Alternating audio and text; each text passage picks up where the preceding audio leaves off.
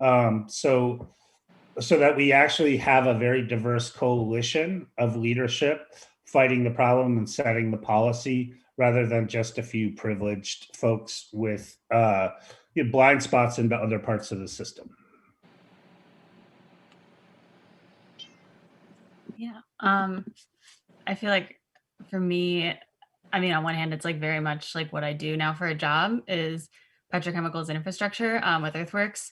And through that, I'm primarily focused on what's happening in the Gulf and Permian.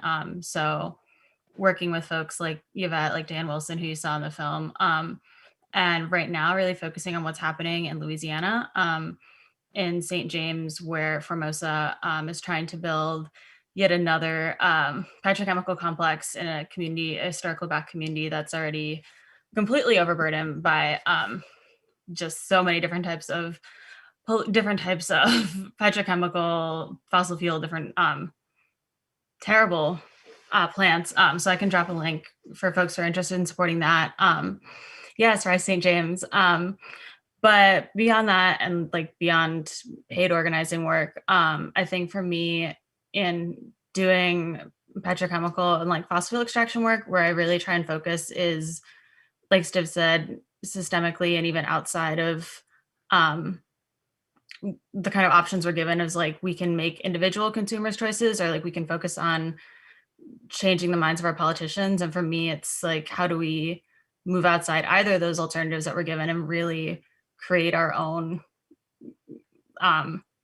communities and power and build on the ground rather than relying on anyone else to do it for us.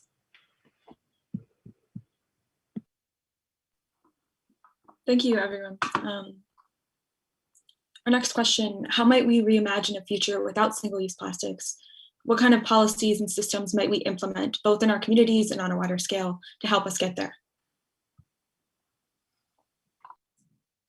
Well, I'll start. I think one of the biggest things to recognize is that we're facing not a demand-driven plastic use, but that it's being pushed by the industry in order to make its profitability maintained as decline of fossil fuel combustion is happening in response to climate change. So once you recognize that that is the situation, it's really important to look at the nature of the problem, which is that we're creating material that are going from fossil raw material to trash as rapidly as possible. And we've placed the burden of recovering the waste on the consumers. So there are two things you can do. First of all, you can reverse the burden so that it becomes the manufacturer's responsibility to take back or to reimagine or to reflect the actual costs that they're imposing by making a non-biodegradable product that has many toxic components all along its production cycle. Those costs should not be subsidized and hidden. They should be made explicit and fully reflect the social and environmental damage that they entail, and have those costs firmly on the burden of the manufacturers. Second, you have to recognize that when you look at risk from an industrial activity, it's a combination of the inherent hazard and the amount of exposure. We have been doing our regulations by trying to limit the amount of exposure to various pollutants, usually one element at a time, whereas people actually experience them altogether, multiple exposures at a time. So the burden should be to make things that have an inherently less hazardous component, so that you're making things that are biodegradable, that are not toxic, that don't poison people, and that are amenable to either reuse, repurposing, or that become reclaimable through biological processes. And I think we need to also look at changing the basic regulatory framework, not only to externalize the costs that are hidden, but also to value the precaution in protecting our life support system, fresh air, clean water, fertile ground, and the biodiversity of species that support the web of life. Those things do not count the same way that profits to corporations count. And until we're able to fully capture the value of not poisoning the oceans and not completely inundating the land with stuff that doesn't biodegrade, it's going to be very difficult to drive in a different direction.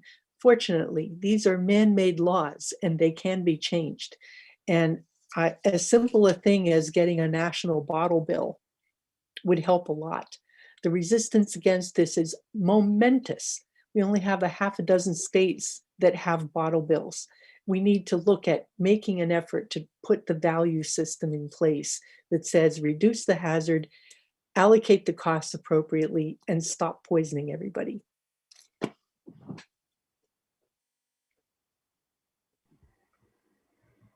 I think one thing to step back a little bit is when, the heart of your question is how do we reimagine the future? And first of all, I want to say we have to imagine it. And instead of really putting forward ideas that are substitutions or unimaginative. So that's what I mean. We have to take a little bit of power and actually look at a system entirely differently of how we deliver goods and services, instead of like trying to put a Band-Aid on one problematic product within a system or a nexus of systems.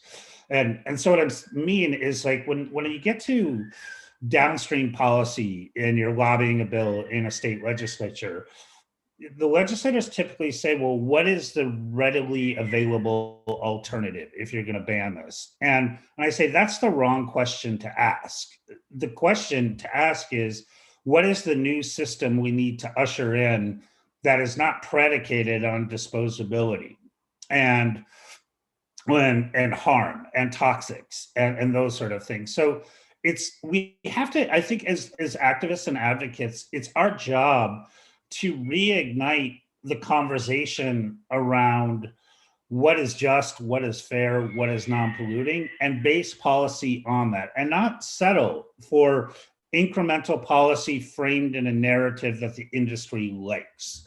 So when we ban plastic bags, for example, it's characterized as government overreach, or it is, seen as anti-democratic, or these sort of things.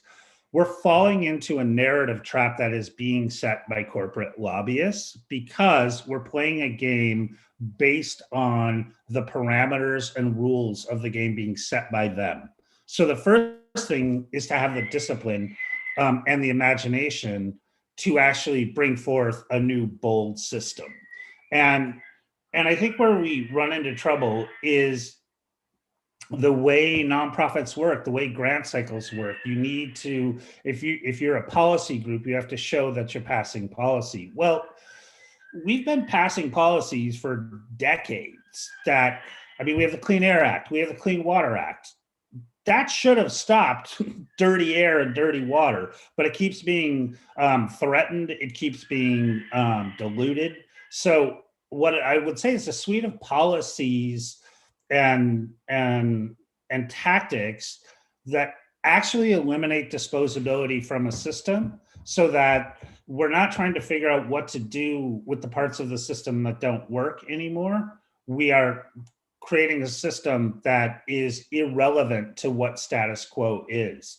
And so that's my sort of thoughts.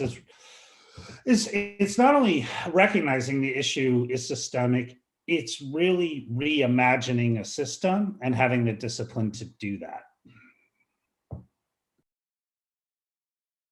Yeah, Annie, I apologize in advance. I don't remember specifically your question, but just from Stiv's comments, really had me thinking. I think when we talk about like the extraction crisis and even the climate crisis, it's like, how far are we willing to reimagine? Because I think we're kind of caught in this confines of like, oh, we can ask our government to change the regulations and strengthen the Clean Air Act, but we don't acknowledge the fact that if we come together and really push, like, we can move beyond what we think are our wildest dreams. And like, how far are we really willing to reimagine? Are we like, oh, we just want to move from petro-based plastics to like bio-based plastics, and like kind of stay in this extractive disposability mindset? Or are we willing to like really work and fight for even moving beyond that and realizing like there's so much more, we can completely change our relationship to the land and to the environment, to our resources. And I think there's so much fear like in really going that far, because people are like, oh, that's really scary. I don't know what like I'll have to give up. And we're so caught in like the scarcity of like moving forward means we're going to lose things, instead of like look at what we could build instead in our communities if we weren't so tied to these ideas of extraction. And I think the other part of that for me, like now switching from working a lot on the ground to working in a nonprofit, is we keep asking people again and again and again to place their confidence and their trust in these systems of government that have failed them every single time. And we especially go to like the most marginalized communities, Indigenous folks, folks who have been abandoned by their government, like left as sacrifice zones. And we're like, here, if you just sign this petition, like the government will care about you and they'll stop building like oil refineries right next to your neighborhood when they've been abandoned. And on some level, we have to recognize that the government has failed us. And the only people that have had our backs are ourselves. And we've shown up. And I mean, to keep showing up and just fighting for our neighbors and our communities, and fight the idea that these private projects to build plastics have to be anywhere. And just say, no, we don't want any of it. It shouldn't be here. It shouldn't be somewhere we can't see it. And yeah, like going beyond the systems that we're given. I have no idea if that answered the question, but that's just what's just come at made me think of.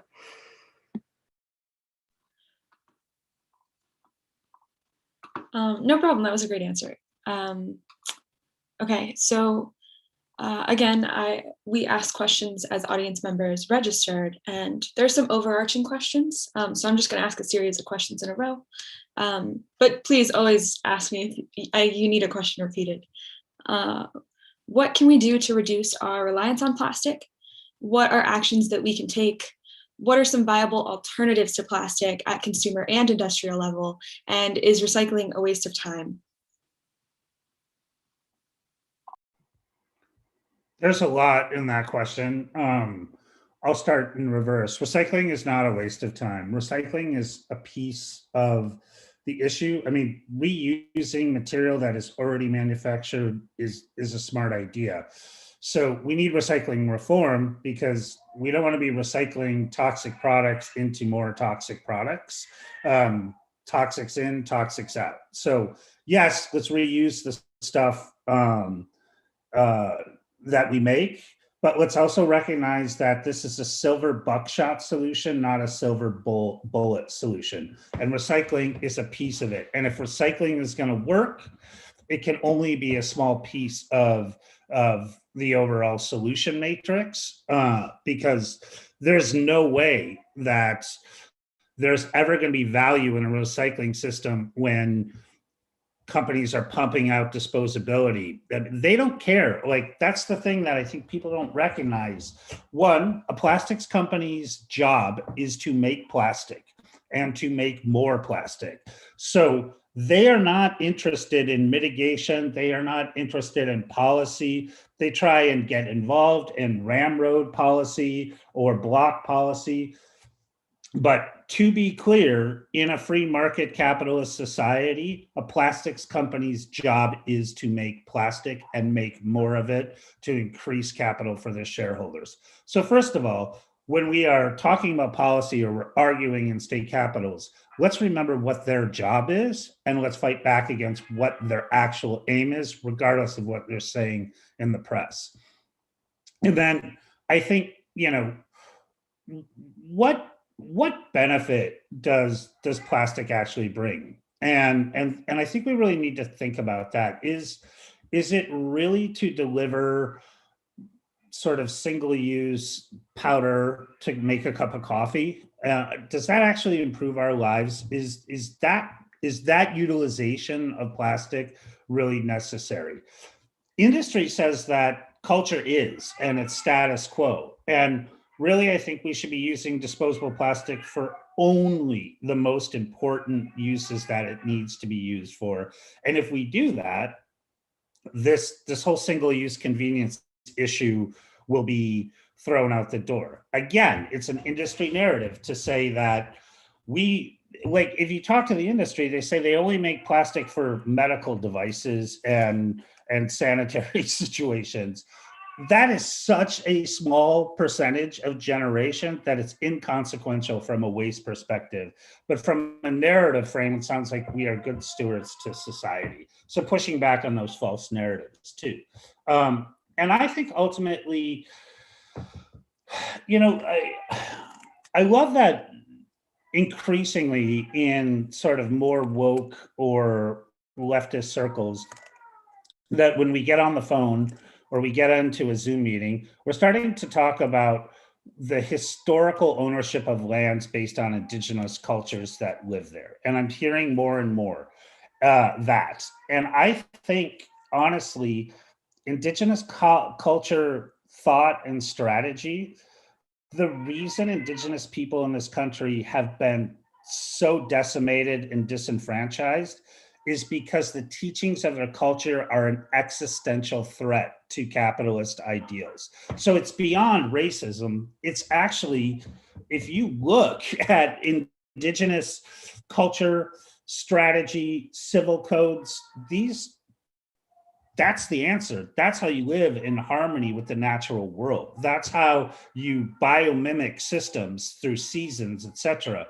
And the richness of story, culture, and lived experience demonstrates that you can have a really great quality of life without screwing the planet. And that is one of the reasons indigenous people are kept down. So I think let's revisit some of the radical thinking that is actually not that radical. It's actually pretty simple. It's actually pretty much in line with the same biological processes that the Earth herself goes through.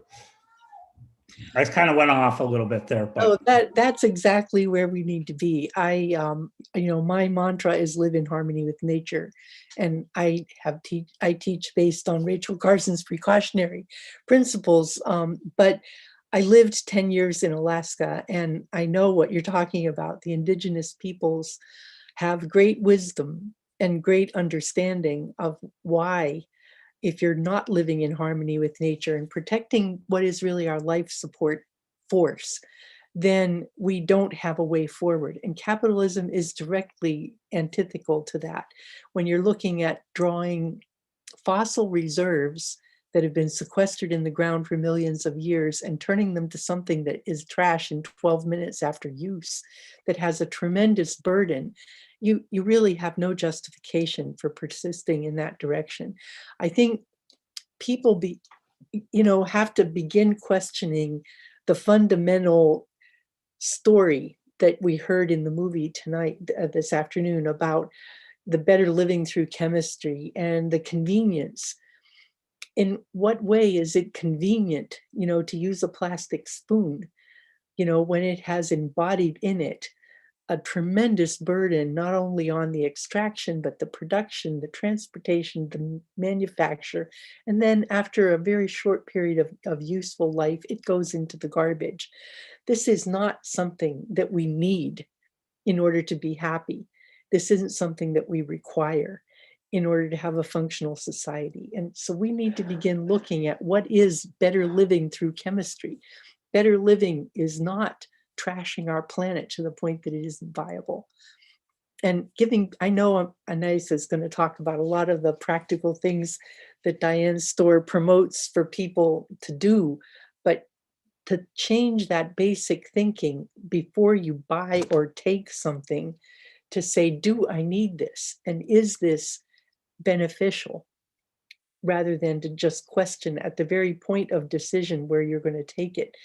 If I can buy eggs in paper cardboard instead of in plastic boxes, I'm going to do that. And I'm going to take advantage of an opportunity to talk to the guy loading the shelves to say, every time you put a box up there that has plastic surrounding the eggs, I'm not going to buy it, whether it's styrofoam or plastic. And I make sure that everyone around me knows that when I'm making that point of decision. I mean, take those teachable moments and make it okay to say no to this stuff. I actually was not going to talk about Okay. those. I can definitely, but definitely my mom is here. If you want to drop your links, Mom, and have people check out, because yeah, and I mean, just to quickly talk about the alternatives, I think what's really great in thinking, or what's important about when thinking about alternatives, is not like I have to buy this thing, like, because I don't already have it. It's like, here's the alternatives. Maybe I don't necessarily have to buy it because I already have like a bunch of Tupperware in my cupboard at home. Like, and if you don't, then purchasing it and using it, and integrating it into your routine is great. But if you already have it, I mean, part of this crisis is consumerism. But that being said, if you're looking for alternatives, check out Our Children on Earth. Quick plug. It's right below me downstairs in my house. But what I'm thinking about with alternatives, what I think about a lot and have thought about through my fossil fuel divestment work, is it's not just like the alternatives, but actually breaking the systems of power. Because for me, it's not at all exciting to see these fossil fuel corporations all of a sudden investing in renewable and like clean, well, actually clean, like solar energy, because they still are holding the power and are still, I mean, they're still massively exploiting workers, not letting the workers unionize, underpaying, exploiting communities for minerals and resources. And it's really not that's not the just transition. It's not really bringing us any sort of climate justice, because what's most important in climate justice is the justice piece. So for me, in thinking about fossil fuel and plastic alternatives, it's the alternatives that are coming from the ground up, the ones that already exist within our communities and are finally given the resources to flourish and develop. So like Stiv talked about with Indigenous knowledge, folks in Texas with Society of Native Nations are, they're doing these workshops for families during COVID for them to make their own reusable like bowls and plates out of clay and taking them home and incorporating those into their lives instead of using the disposables that are clogging up the Gulf Coast. And I think when we think about like Indigenous knowledge and ways of life, what's most important for me is the understanding that they're not using the land, they're in relationship and caring for it. And we've come to this point where we're like, we're going to use the land and the resources, and maybe we'll be in better relationship with it, but we're using it for our consumption. Whereas how can we be better caretakers of the resources that have essentially been shared with us, that are not ours to just exploit and take?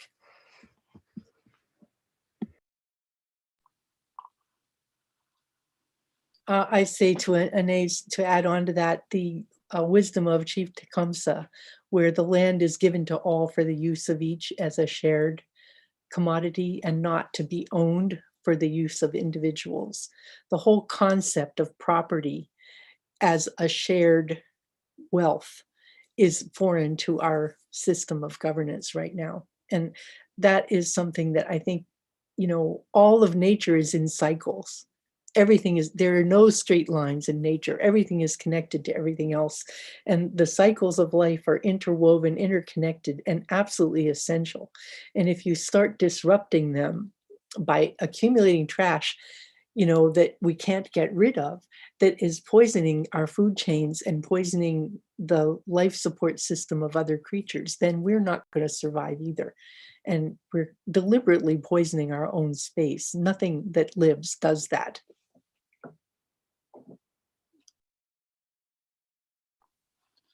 In continuation of this conversation, and one that was started by the film, which is that plastics is a human rights and environmental justice issue, one of our audience members asked, Prem asked, in what ways can we make sure we don't recreate these systems of oppression in our green alternatives?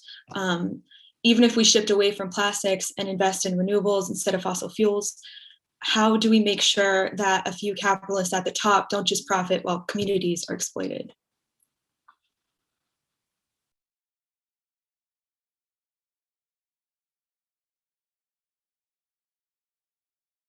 Sorry, I was drinking, but definitely want to answer this. I think the first thing that comes to mind with that question is from thinking about like power.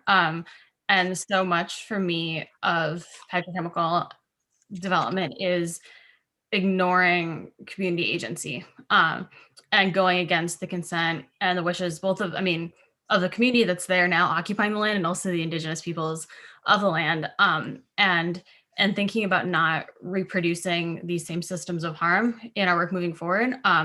It's about giving power to the community to make their own choices and have the agency to do what they think is best for themselves, realizing that that's not necessarily the exact answer to Brian's question. And sorry, let me read. I had a response that was specific. Okay, circle back to me as I mull on that, but that's the first thing, is just community agency. Yeah, I would like to amplify the business of investing in community-based solutions. I think we're seeing that played out right now, where relief to the pandemic, going to big corporations or major industries and expecting that it'll trickle down, has clearly not worked. It never works. It won't work. When you give money to big corporations, they're going to take care of their stockholders and lay off their workers because they consider them units of production.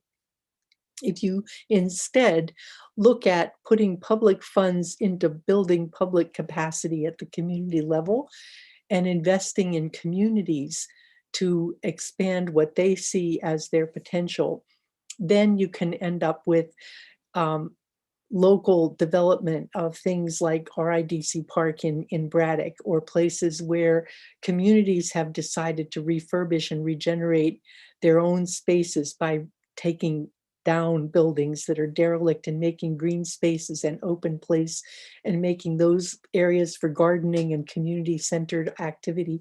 You can invest in communities. People know what they would like to have around them. They know what they want. Helping with planning, helping with developing integrated systems that are on microgrids, rather than big industrial complexes that just take resources and don't put them back into the communities. You need, again, to look at those circles. How can I invest in a community in a way that gives back to the people who live there the wealth that is created? A lot of the wealth of the extractive industries comes out of the communities where it's mined or developed or processed, but the wealth leaves. It doesn't stay there. And that has caused a lot of this problem. I mean, you go to, areas around, you talk to Travis London, around Baton Rouge, and you see the devastation in those communities. They haven't benefited from the wealth that's created by all that production. They're not employed there. And they're not getting the benefit of investment. They're not getting anything into their communities that helps to offset the harms that they've experienced. So I think if you make it community-centered investment, I think that would make a big difference. And I want to underscore that and sort of frame it a little bit differently. I think, when we talk about investment in communities, it often sounds like the nice and right and moral thing to do. Like, let's invest in our communities. And I want to say, no, that's actually a radical anti-fascist tactic is what that is. So I think, and what I mean by that is the reason these companies can do what they do, it's not because it's not because there are citizens willing to do it. It's because they designed a system of disenfranchisement for whole classes, races, and cultures of people to make it impossible for them to fight back against what they're doing. And it's generational. And so, when you look at the Cancer Alley corridor between Baton Rouge and New Orleans, and you look at the socioeconomics of the people living along that corridor, Patricia's right. They haven't benefited from any of those 100+ plants in that corridor. But the reason they're cited there too is because they can't fight back against them. So, what sounds like sort of like almost like a quaint idea is like invest on the local level, and that's what these companies fear the most, is a resilient, strong community that can stand up for itself. And so I say, yeah, invest in communities. And I'm heartened by sort of, we'll see how it plays out. But the overtures from the Biden administration right now are the most significantly democratic I have seen in a generation. And the fact that he wants to deploy $400 billion to environmental justice communities and is putting an environmental justice czar in the federal Energy Regulatory Commission and FERC. Like, these are pretty substantial steps that, if allowed, to actually manifest power, could create some substantive change. And I feel that Kamala and Biden are some of the most democratic valued legislators we've seen in high office in a long time. And is simply saying, we're actually gonna try and level this playing field and invest in communities, not because it's the right thing to do, though it is, but also because this is how we create resiliency, and this is how we actually transform a system, is by giving the power back to the local level and setting it up so no one can take it from them again. And I think that's correct. And I think also the very nature of renewable and sustainable systems is inherently distributed. So for example, if you're wanting to eventually moving the gas heated buildings to electric heat pump based or to geothermal heat pump based, that cannot be imported from somewhere else. That has to be local. That's work that has to happen household by household, community by community, and those jobs are going to be there. They're not going to be in a factory somewhere and then transported in. Similarly, you can make solar and wind systems and ship them around, but you can also make them locally and design them to be reused, reclaimed, and recycled as a design feature. And they're beginning to move in that direction. And also the battery systems to be rechargeable rather than replaceable.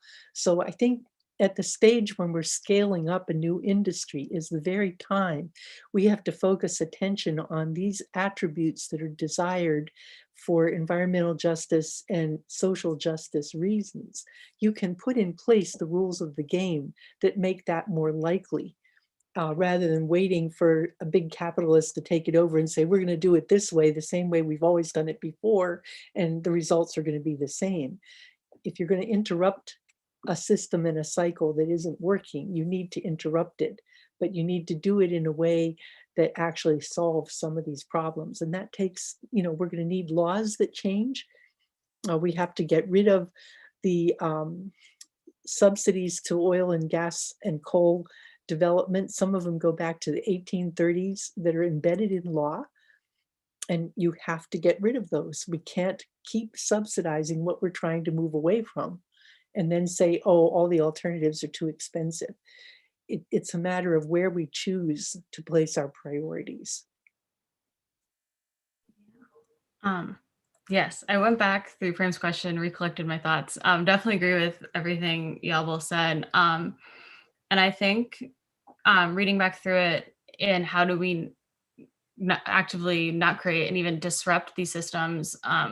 For me, the first thing is naming them, which sounds so simple, but I think that's something that people really avoid doing. And we to build something that is not a system of capitalism and white supremacy, we need to realize that the climate movement is one.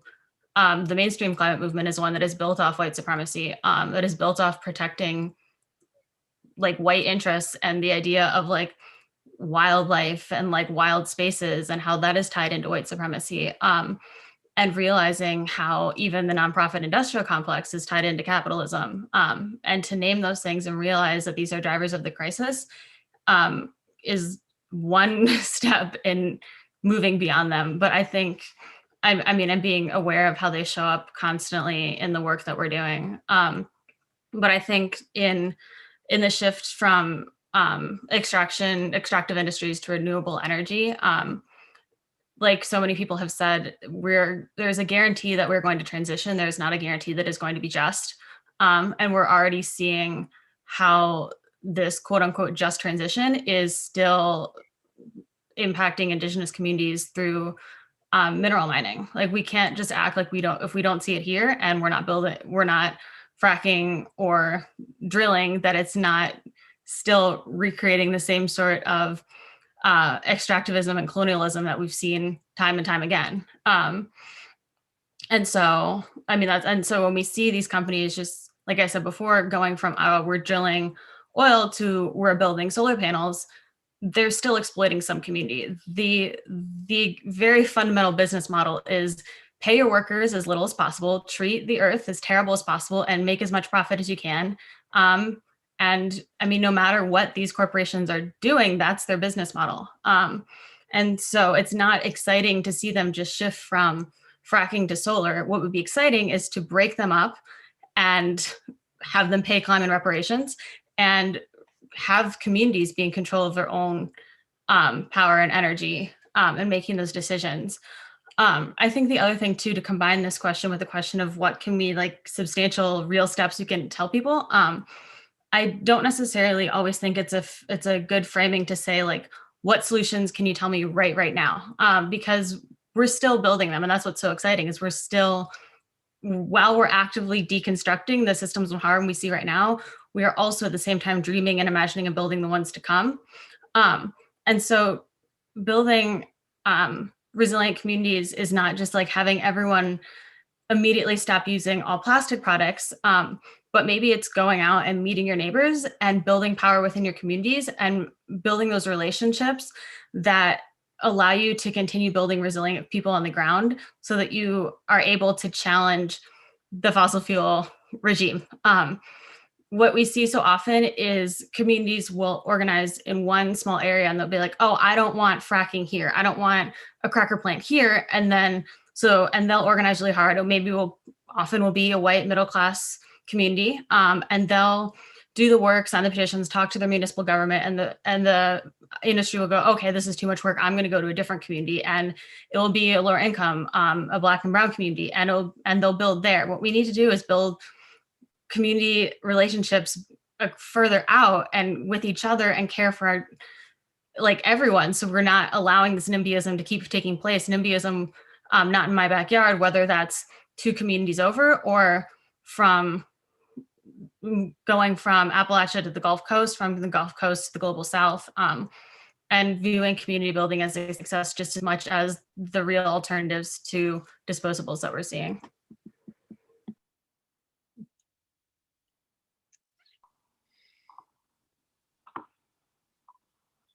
Thank you for your responses. I'm going to shift gears a little bit and ask another audience question from Chris B. What's the impact COVID-19 has had on our reliance on plastics? Have we taken a step back in progress against single-use plastic?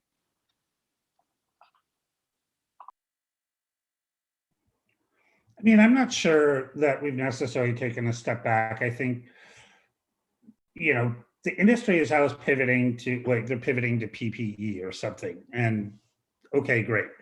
And they're using that sort of narrative that they are good stewards and trying to help communities and such. And then we saw pauses on legislation, already enacted on bag bans and stuff. For the most part, those are being reenacted as the data shows that single-use plastic isn't, a protection versus a reusable alternative that, if washed properly, and that the COVID transmission from surfaces is not documented. There hasn't been an actual documented case of it yet. So, the other thing is, it's all within a system, and I'm being pretty heavily called out in the comments right now for, talking about some Biden policies that I think are a step in the right direction. And some of the comments are saying, it's simply like, it's a all or nothing game. If we don't do, we don't like Biden because he didn't ban fracking or didn't say he would ban fracking. But if you look at the policy drivers, that's the direction it's going. And it's a more subtle political strategy than rhetoric. So I would ask, I'd turn it around. If he stood up on stage and said, I'm going to ban fracking, he wouldn't have gotten elected, and we would have been in a much worse situation. So, like, look, politics is messy and ugly. And anybody who's ever had to negotiate a policy knows, like, the sausage making isn't fun. But I see we got a president elected who is putting an environmental justice lens across all federal agencies, making some moves to shift the narrative from fossil fuels by banning on federal lands. And yep, that's a small percentage of where oil and gas is taken from, but it keeps signaling to the market and the public that a change is occurring. And I think that's important. And I think, to anybody who is, a zealot, they're going to say this is incrementalism and it's not fast enough. And, frankly, like, we have to actually look at the system as it is and change it over time. Like, standing resolute in a corner and saying no, no, no, unless you are matching exactly what I want the future to be in 10 years is not a political strategy. It's not an activist strategy. So I appreciate where we need to get to, of course. And, I'm not naive. I've been in, like, death battles with corporations for decades long. I know their tactics. I also know what will shift their margins, and I also know what kind of policies are needed to shift them. And look, if we're going to talk about this, like, very plainly, we have two options. We have revolution or we have evolution. If you're not ready to stand up and kill for what you believe right now, then please don't call me out for saying I'm trying to work within the system. Okay. So first of all, we have to work within this system, and we have to change it over time, and we have to do it with citizen buy-in. But I'm not going to sit and piss against the wind and be called out because somebody has some zealous perspective that says, if you don't say what I want you to say right now, I'm taking my ball and going home. Great. Do that. See how much progress you make. Here. I understand really well, as being, I don't know, decades long fighter in the trenches. You have to have constant pressure, and sometimes you go backwards, but you only go forwards when you build enough coalition to get a big buy-in to what you're trying to do. And I think we're doing better at controlling the message.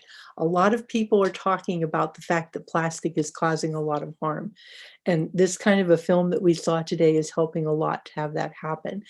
People are anxious to know what we can do better, what we can do differently.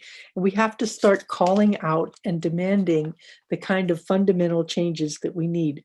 First of all, the value has to be assigned a higher priority to protecting our clean water, clean air, and people's health. It can't be okay to make things that make people sick. And this is clearly a situation that's been going on.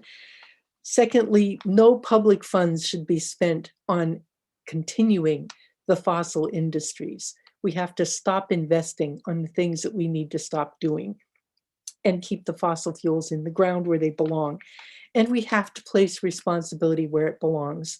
The manufacturers of this stuff have to recognize that they are causing harm and they are causing costs, and it's not the responsibility of the consumer to fix their problem. They have to fix the problem and own their costs. And I think if we can do those things, we'll have a better chance of moving the policy in the right direction. Yeah. Just to start with answering the question, which I think was about, it was the COVID and plastics. I can't necessarily speak to how much, I mean, in actuality, COVID has impacted the plastic crisis, but I do know in the work we're doing with Formosa, the website all of a sudden has changed to this plant will make whatever type of plastics to like life-saving PPE and masks and all these things to respond to COVID.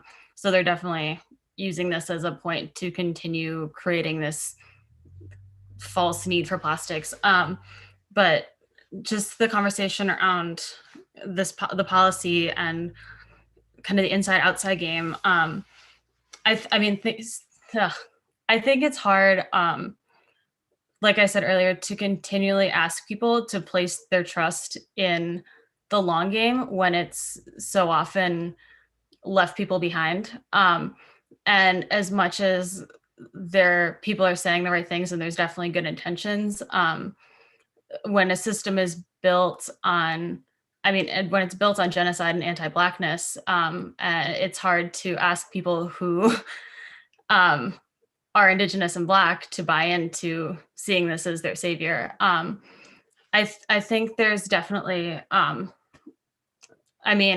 as someone who very begrudgingly voted for Biden, there's definitely purpose in supporting elected officials who move environmental concerns and just general concerns for justice forward. But I think the binary that we often think we operate in is like reform versus revolution.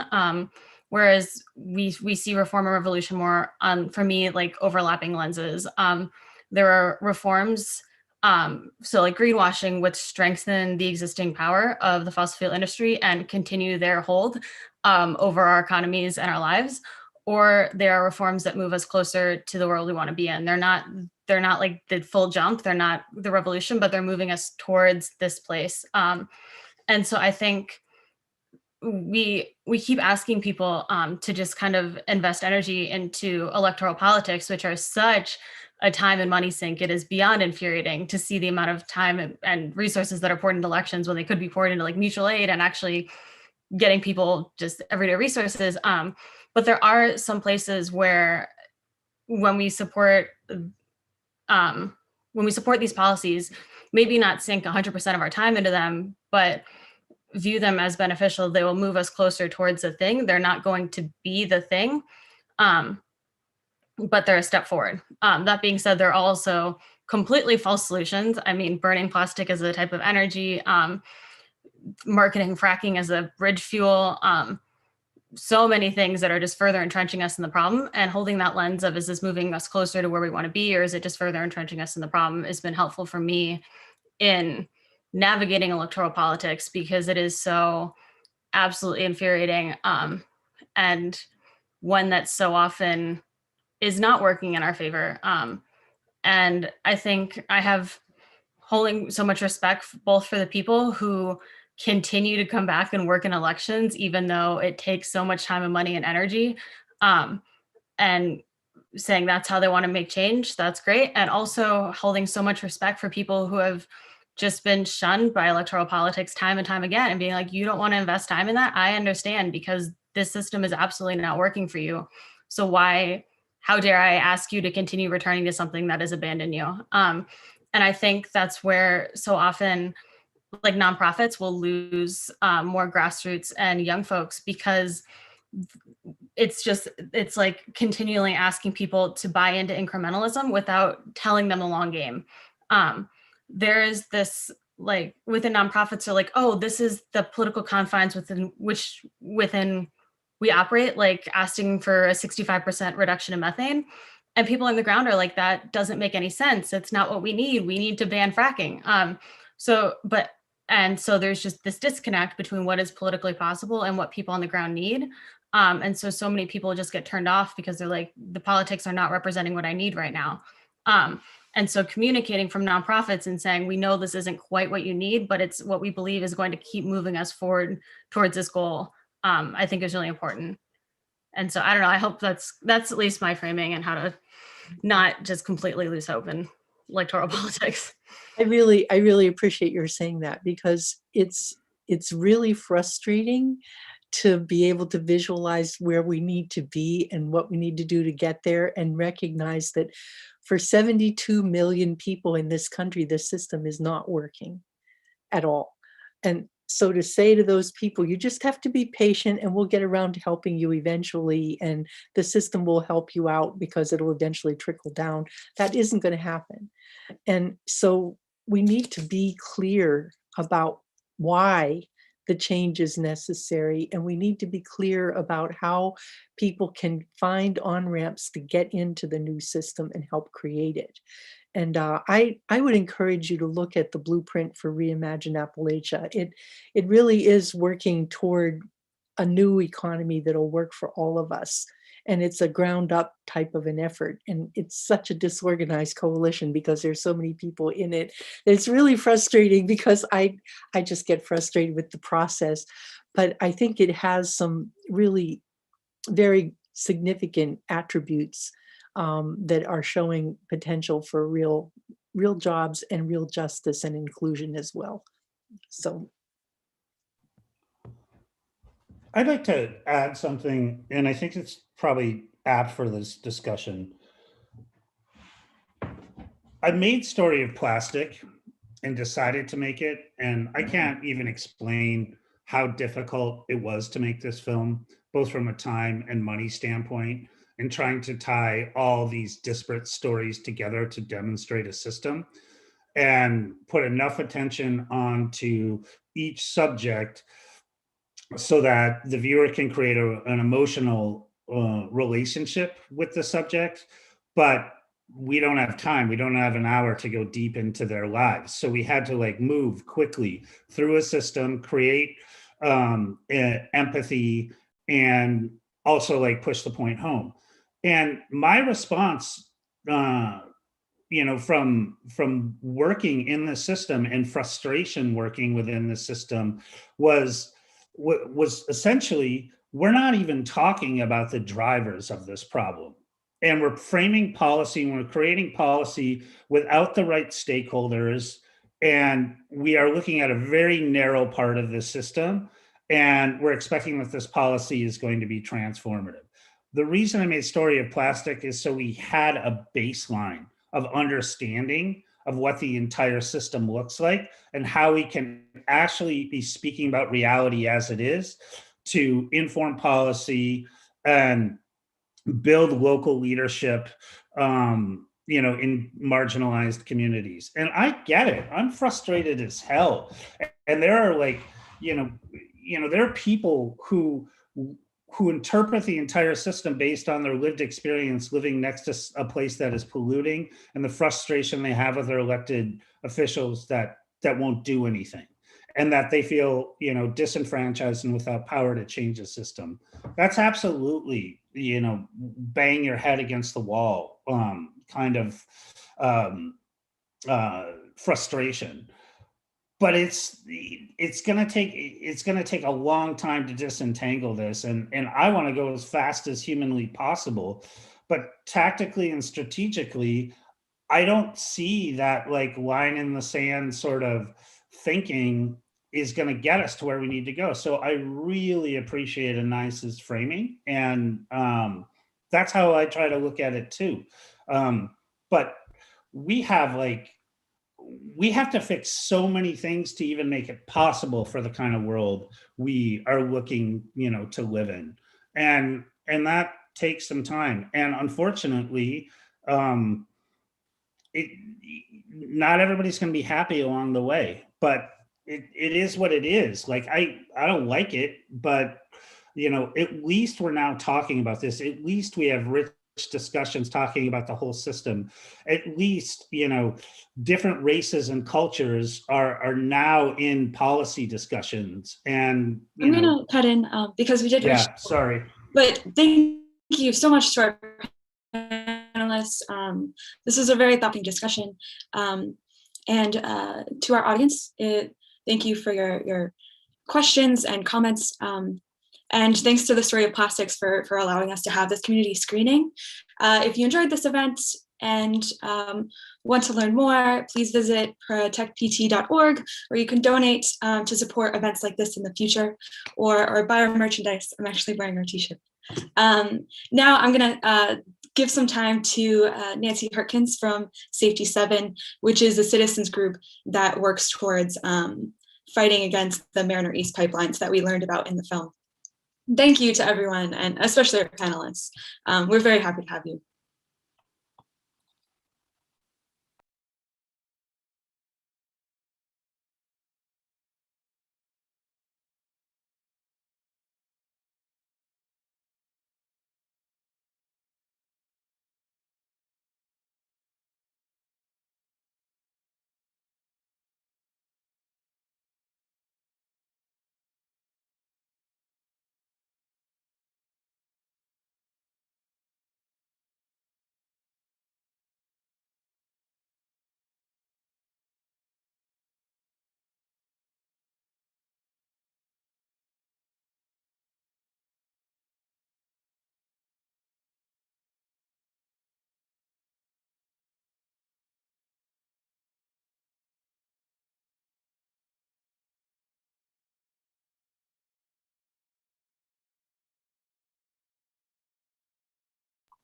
Oh, I'm seeing Nancy is not on the call because she had trouble connecting. But thank you, everyone. I'll send a follow-up with an update to all of our registrants about that. But and I'll also send the recording of this video. Yeah. You send me the link to the recording. I will post it on my website and share it around too. So thank you, Stiv, so much. And thank you, Anaïs, so much. So good to see you. Yeah, Patty, Anaïs, and Stiv, thank you. Thanks. Yeah, and everyone have a good Saturday.